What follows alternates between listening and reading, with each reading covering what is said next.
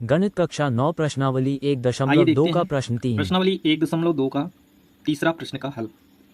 प्रश्न है, दिखाइए कि संख्या रेखा पर √5 को किस प्रकार निरूपित किया जा सकता है। तो इसका आइए हल करते हैं।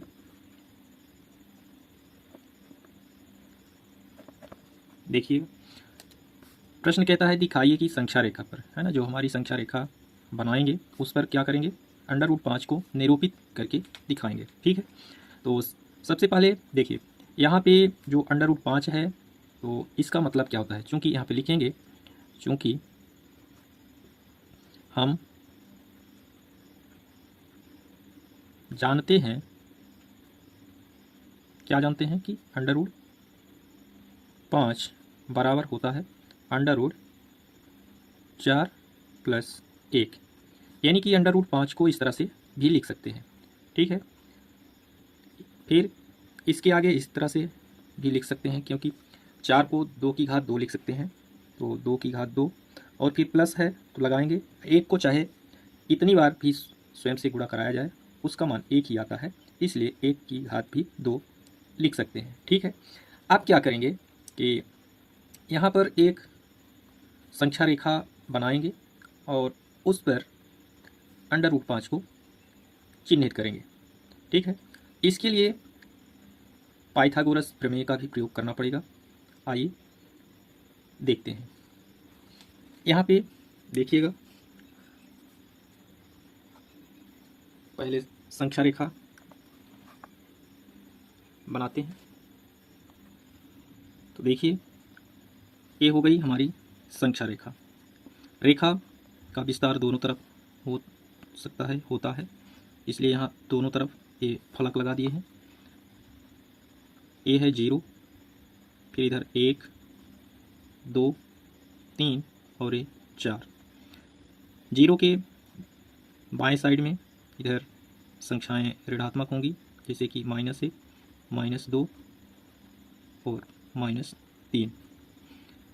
ठीक है, आप सबसे पहले क्या करना है कि जो हमारा ये 0 है या पॉइंट 0 है, यहाँ से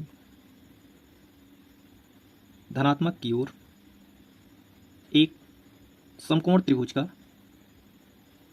निर्माण करेंगे, इसलिए ताकि सही स्थिति का पता लग सके कि कहाँ पे √5 या √5 बिंदु होगा। ठीक है, तो सबसे पहले क्या करेंगे, एक यहाँ पे लिखेंगे समकोण त्रिभुज,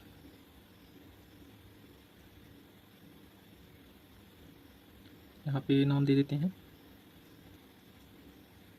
चलिए OAB, समकोण त्रिभुज OAB इस प्रकार बनाते हैं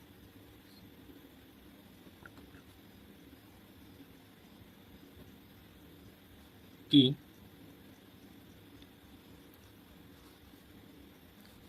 OA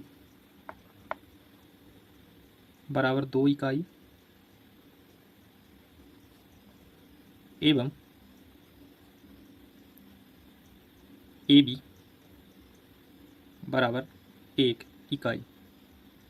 ठीक, तो यहाँ पे इकाई यहाँ पे है, यहाँ से यहाँ तक, यहाँ से यहाँ तक 1 इकाई, और फिर यहाँ से लेकर यहाँ तक 2 इकाई, 1 इकाई यहाँ से यहाँ तक और 1 इकाई यहाँ से यहाँ तक, यानी यहाँ से यहाँ तक 2 इकाई होता है। ठीक है, आप देखिए क्या करते हैं, सबसे पहले OAB एक समकोण त्रिभुज यहाँ पे बनाएंगे, और आप देखेंगे तो इसे मान लीजिए कि ये पटरी है, और पटरी में 2 इकाई यहाँ से यहाँ तक ले लिए। ठीक है, यहाँ से ये 0 है, 0 से यहाँ तक 2 इकाई हो गई, तो एक बिंदु यहाँ हो गया और दूसरा बिंदु यहाँ हो गया। ठीक है, आप क्या करेंगे, मान लीजिए इसको हम क्या दे दिए, नाम O दे दिए। ठीक है, और यहाँ पे क्या दे देंगे, इसका नाम दे देंगे A। ठीक है, चलिए A नाम दे दिए इसका। ठीक है, अब यहाँ से यहाँ तक OA का एक मान लीजिए कि लाइन खींच लेते हैं, पुनः यहाँ पे चला देते हैं, पेंसिल चला देते हैं, ये देखिए यहाँ से यहाँ तक, ठीक है। अब देखिए ये 2 इकाई है ओ ए, ठीक है। फिर यहाँ लिखे हैं ए बी 1 इकाई, तो ए बी अब ऊपर की ओर जाएंगे क्योंकि हमको समकोण त्रिभुज बनाना है। तो समकोण त्रिभुज बनाने के लिए क्या करेंगे, यहाँ पे 90 डिग्री का कोण बनना चाहिए, यानी ठीक है। सीधे एक यहाँ पे रेखाखंड या एक लाइन ऐसे खींच देंगे, यहाँ पे 90 डिग्री का कोण बन रहा है, ठीक है। ये देखिए आप क्या करेंगे, यहाँ पे 1 इकाई होना चाहिए। तो जैसे मान लीजिए कि हमारा 1 इकाई यहाँ से यहाँ तक है और 1 इकाई यहाँ से यहाँ तक है, ठीक है। तो जितना देखिएगा यहाँ से यहाँ तक है उतना ऊपर एक बिंदु अंकित कर लेंगे। जैसे एक ए 0 है, एक या, तो यहाँ से यदि लेंगे तो यहाँ इतना वहाँ कर लेंगे। देखिएगा यहाँ पे ए बिंदु आ रहा है, ठीक है। यहाँ पे आप क्या करेंगे, इनको यहाँ से यहाँ तक जोड़ना है। यहाँ पे ध्यान दीजिएगा कि 90 डिग्री का कोण बन रहा है, ठीक है। पेन से लिखते हैं, इसको रख देते हैं साइड। यानी कि कहाँ पे, यहाँ तक ए, ठीक। अब यहाँ ए जो बिंदु है, ये देख रहे हैं, ए वाला बिंदु और ए वाला बिंदु आपस में मिला देंगे।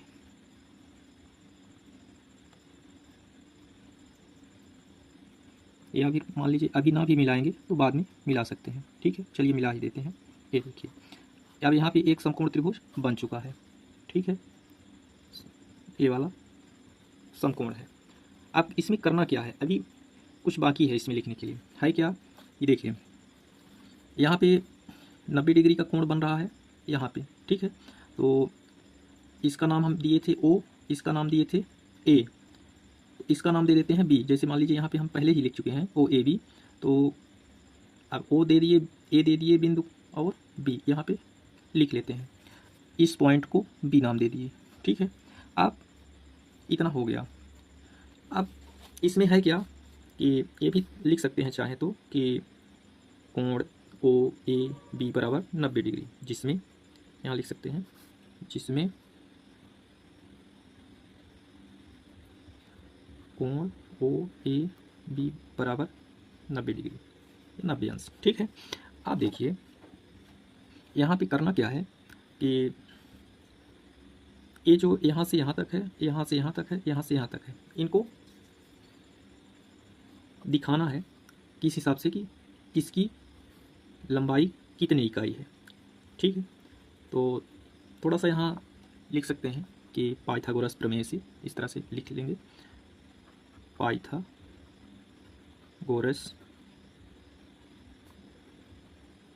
प्रमेय से। देखिए जब भी किसी समकोण त्रिभुज में भुजाओं की लंबाइयाँ ज्ञात करना होता है तो पाइथागोरस प्रमेय का प्रयोग करते हैं, ठीक है। आप देखिए यहाँ पे पाइथागोरस प्रमेय बराबर होता क्या है कि होता है कर्ण वर्ग बराबर लंब वर्ग धन आधार वर्ग, ठीक है। तो कर्ण जो सबसे बड़ी भुजा होती है वही होती है त्रिभुज में। तो देखिए इस भुजा से और इस भुजा से इसकी यदि तुलना करें तो इसमें तीनों में, इन तीनों में यही सबसे बड़ी है और यही कर्ण होगी, ठीक है। इसका नाम है ओ बी, ठीक है। तो चाहे तो एक बार लिख सकते हैं कि कर्ण वर्ग बराबर लिख देते हैं कर्ण स्क्वायर बराबर लंब स्क्वायर प्लस आधार स्क्वायर, ठीक है। तो कर्ण क्या है, ओ बी है। तो यहाँ लिख सकते हैं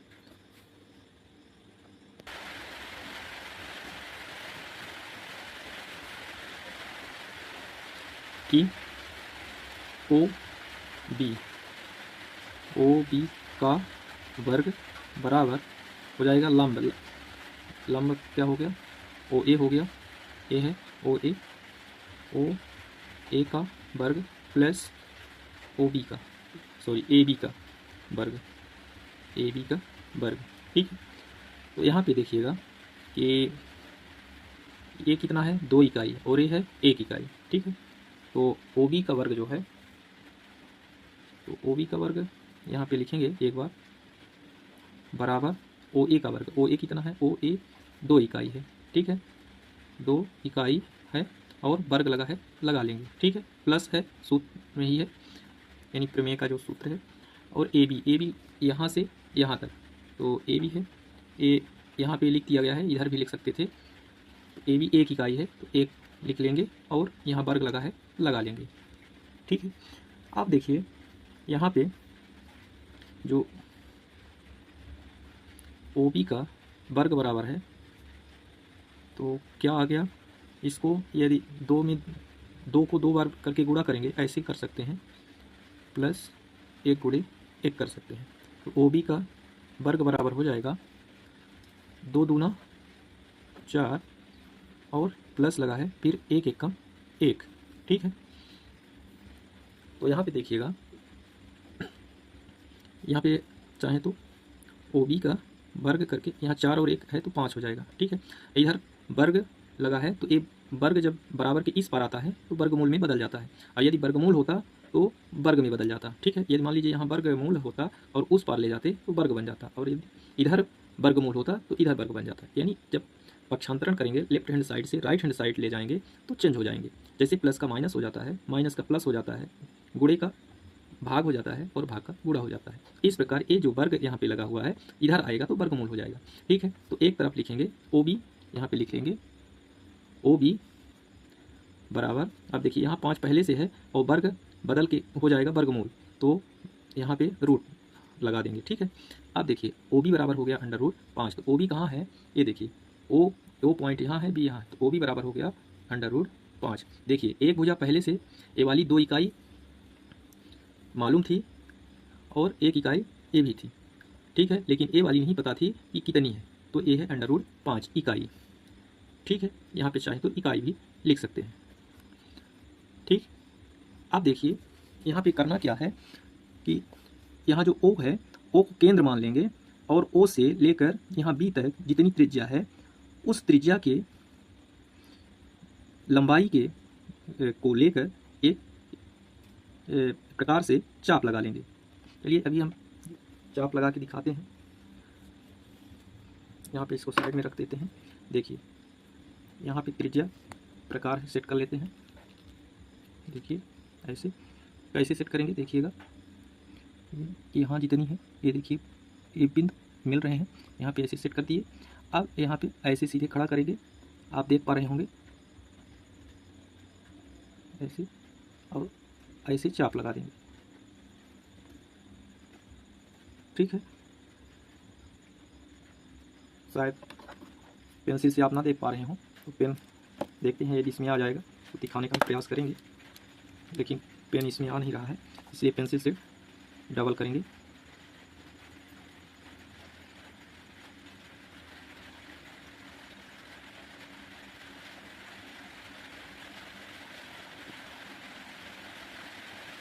ठीक है, शायद अब दिख रहा है।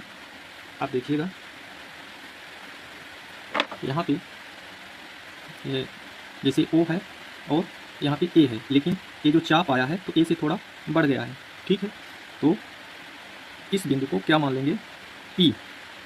ठीक है, इस बिंदु को हम मान लिए पी, और इस ये जो चाप है तो हमारी संख्या रेखा जो थी उस संख्या रेखा को पी बिंदु पर प्रतिच्छेद कर दिया है। ठीक है, अब आपका उत्तर यहीं पे छुपा हुआ है। कैसे कि जो √5 संख्या रेखा पर निरूपित करेंगे तो वो पॉइंट यही है, मिल चुका है। ठीक है, यहाँ पे अब लिख सकते हैं चाहे तो ओ को केंद्र मानकर, यहाँ पे ओ को केंद्र मानकर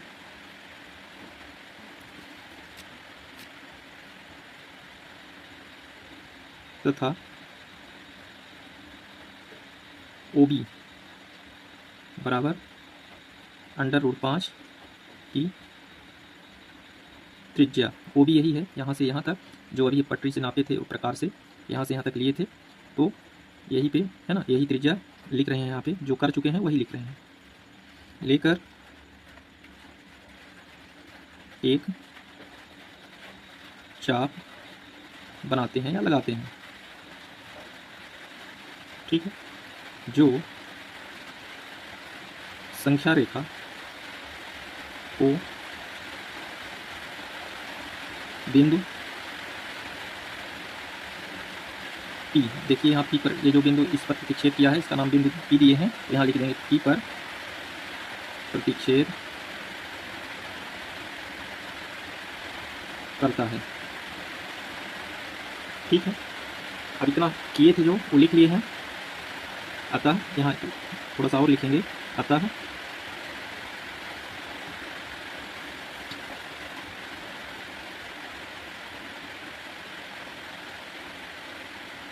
बिंदु पी √5 को प्रदर्शित करता है। ठीक है, बस यही आंसर है। तो यदि आप एक बार थोड़ा सा इसका फिर से देखना चाहें तो देखिए, प्रश्न था कि दिखाइए कि संख्या रेखा पर √5 को किस प्रकार निरूपित किया जा सकता है। तो सबसे पहले ये देखना है कि √5 को किस तरह से लिख सकते हैं। तो देखिए यहाँ पे चूंकि हम जानते हैं कि √5 को इस तरह से लिख सकते हैं। ठीक है, ये √4 + 1 लिख सकते हैं, या फिर इसके बाद 2 की घात 2 + 1 की घात 2 अंडर के अंदर लिख सकते हैं। ठीक है, अब इतना तो प्राप्त हो गया था। ठीक है, इसके बाद एक संख्या रेखा, जैसे मान लीजिए इधर x होता है तो इधर y होता है, ऐसे करके कुछ नाम दे सकते हैं, या फिर x ही नाम दे। चलिए हम नाम इसको नहीं दे रहे हैं। आप देखिए समकोण त्रिभुज OAB इस प्रकार बनाते हैं कि ए वाला चाहें तो यहाँ से लिख सकते हैं, पहले लिख सकते हैं और संख्या रेखा बाद में बना सकते हैं, वो भी सही है। समकोण त्रिभुज OAB इस प्रकार बनाते हैं कि OA 2 इकाई, O और A 2 इकाई एवं AB यहाँ से यहाँ तक 1 इकाई है, जिसमें कोण OAB बराबर 90 डिग्री। ठीक है, कोण कौन सा OAB, ये जो बीच में पॉइंट रहता है वहीं पे कोण बनता है। ठीक है, कोण का नाम देने के लिए ऐसा ही करते हैं। 90 डिग्री यानी कि कोण बन रहा है। अब तो ए वाली इकाई हमको पता है कि 2 इकाई है ना, और ये 1 इकाई है, लेकिन ए कितना है ये पता नहीं है। इसको पता करने के लिए, या सीधा सीधा शब्दों में कहें, जो हमारा ये समकोण त्रिभुज है OAB, इसमें लंब पता है, आधार पता है, लेकिन कर्ण नहीं पता है कि इसकी कर्ण की लंबाई कितनी है। तो इसके लिए एक सूत्र लगाए हैं पाइथागोरस प्रमेय का। ठीक है, जो होता है कर्ण वर्ग बराबर लंब वर्ग धन आधार वर्ग।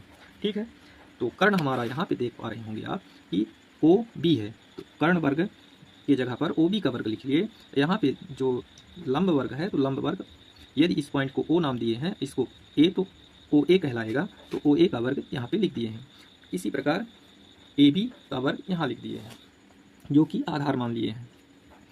आप इस तरह से OB का वर्ग बराबर OA कितना है देखिएगा, O यहाँ से यहाँ तक कहलाएगा, जो कि 2 इकाई है, यहाँ से यहाँ तक 1 इकाई, यहाँ से यहाँ तक दूसरी इकाई, और वर्ग लगा हुआ है, देख लीजिए यहाँ पे वही वर्ग यहाँ लगा लिए हैं। फिर यहाँ पे +A वाला है सूत्र वाला, और फिर आधार यहाँ से यहाँ तक 1 इकाई था, तो 1 इकाई, लेकिन यहाँ पे वर्ग भी लगा था तो वर्ग लगा लिए हैं। ठीक है, उसके आगे फिर ऐसे OB का वर्ग 2 को 2 बार, यदि घात 2 लगी है तो 2 बार गुणा करना होता है।